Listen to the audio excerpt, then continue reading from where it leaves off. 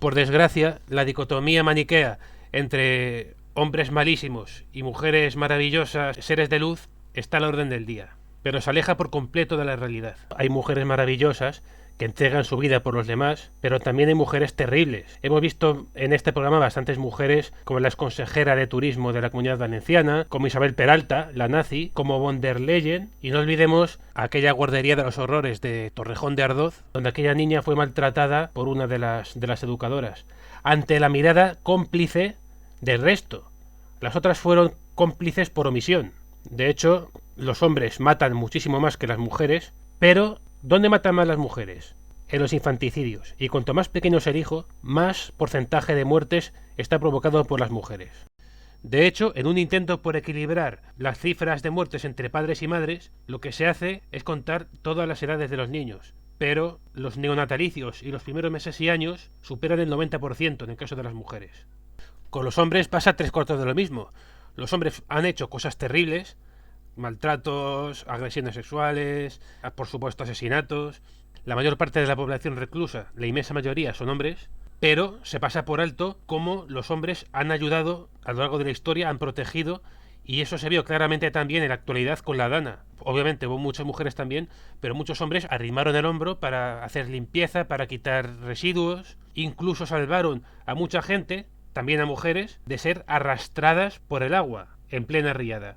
En todo caso, y por desgracia, el discurso hegemónico es el que es, y claro, ¿qué ocurre? Que el sentido común acaba rebelándose contra ese sinsentido. Y es ahí donde cierta corriente política ha aprovechado para sacar tajada de esto. Una corriente profundamente liberal, individualista, en cierto sentido también tradicionalista, que aboga porque la mujer vuelva a la cocina, que vuelva a la casa. Es cierto, también hay que decirlo, seamos honestos, que no lo ponen como imperativo, que digan todas las mujeres tienen que volver a casa. Pero sí que es cierto que dice que es lo más deseable.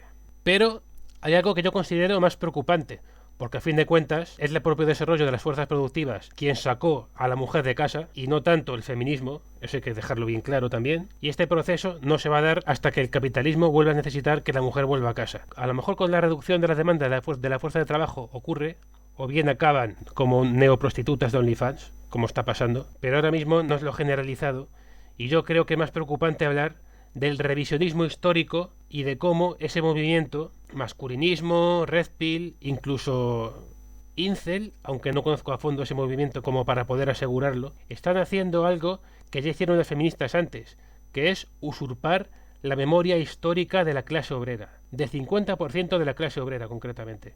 En su momento, cuando el feminismo estaba en movimiento emergente, el feminismo usurpó bastantes figuras del marxismo, Kollontai, Clara Zetkin, Krúpskaya, Rosa Luxemburgo. Las gestas del movimiento obrero en su vertiente femenina y las teóricas marxistas, socialistas y comunistas fueron apropiados por el feminismo.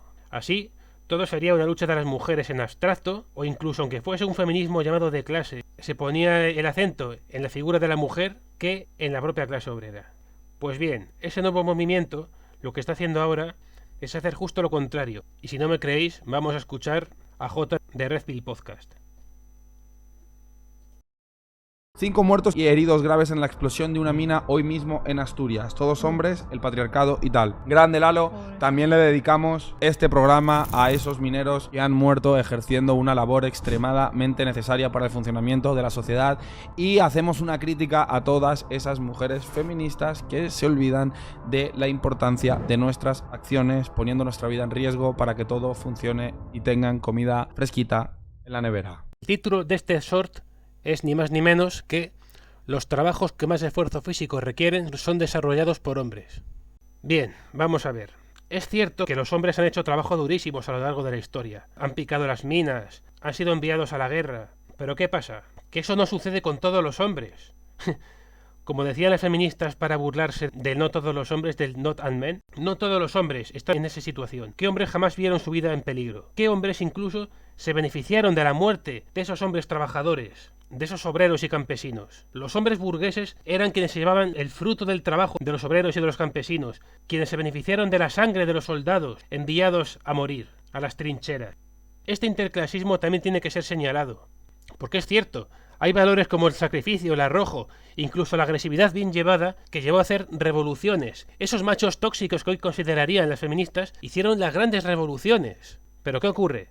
Que no solamente fueron los hombres, ese discurso también oculta el papel de las mujeres. Las mujeres también trabajaban de forma muy dura y por menos salario en el siglo XIX. Fueron entregadas a la prostitución en masa, cuando muchas desposeídas campesinas iban a la ciudad a buscarse la vida. Muchas otras acababan como hilanderas, trabajando el día entero, o incluso las minas, también las carboneras, ayudaban en el proceso productivo de las minas.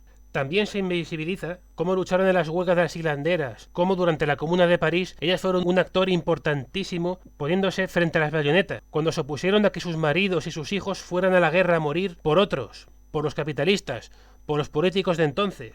También se invisibiliza a las partisanas soviéticas y a las francotiradoras, a las mujeres piloto que dieron su vida contra la invasión nazifascista, o a las guerrilleras que participaron en bastantes revoluciones, o incluso a guerrilleras que participaron en la guerra de la independencia contra el invasor francés desde 1808, como Agustina de Aragón. ¿Que los hombres han sido más? Sí, pero puede haber mujeres también muy guerreras, como se ha visto a lo largo de la historia, y concretamente de la historia obrera y revolucionaria.